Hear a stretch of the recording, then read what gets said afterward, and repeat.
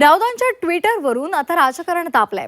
भारतीय युवक भरकटलेला आणि मंद झालाय। राऊतांनी भारतीय तरुणांचा मंद उल्लेख केलाय। महायुतीने हा आरोप केलाय।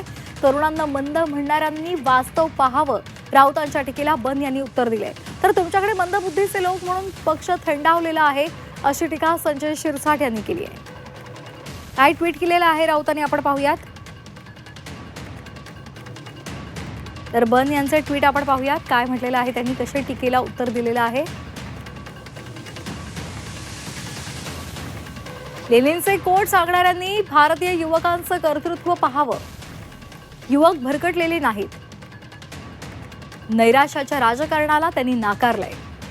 जनाब संजय राऊतजी, लेनिनचे कोट शोधताना तुम्ही इतके गुंग झालात की भारतीय युवक काय करत आहेत हेच विसरलात। ज्यांना तुम्ही मंद म्हणता तेच युवक आज स्टार्टअप उभारतायत, चंद्रावर मोहिमा पाठवतायत, देश चालवतायत, सीमेवर उभे राहतात आणि मतदानातून तुमच्यासारख्या लोकांना वास्तवही दाखवतायत।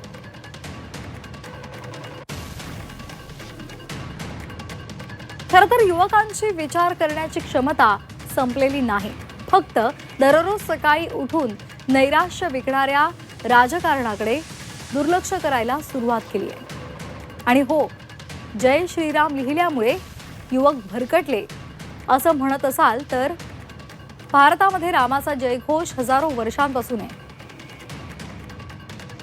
तुम्ही मात्र अद्याप भरकटलेले आहात, कारण तुम्हाला अजूनही मॉस्कोच्या सावलीमध्ये भारत दिसतो।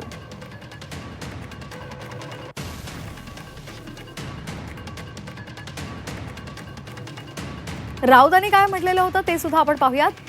सर्व भारतीयांसाठी जर तुम्हाला एखादं राष्ट्र नष्ट करायचं असेल तर त्या देशातील युवकांची विचार करण्याची क्षमता नष्ट करा।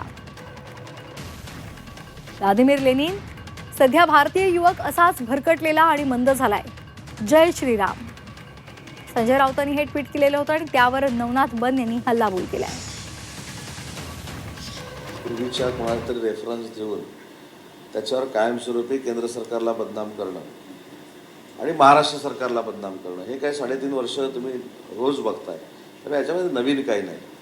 देशातल्या युवा वर्गाला केंद्र शासनावर विश्वास आहे, देशातल्या युवा वर्गाला माननीय नरेंद्र मोदी साहेबांवर विश्वास आहे, पंतप्रधानांवर विश्वास आहे। त्याच्यामुळे या ट्विटची कोणी दखल घेणार नाही याची मला पूर्ण खात्री आहे। राऊत हा स्वतःच्या देशामधल्या मुलांना, युवकांना मंदबुद्धीचं संबोधतो। हे मंदबुद्धीचेच लोक आहेत।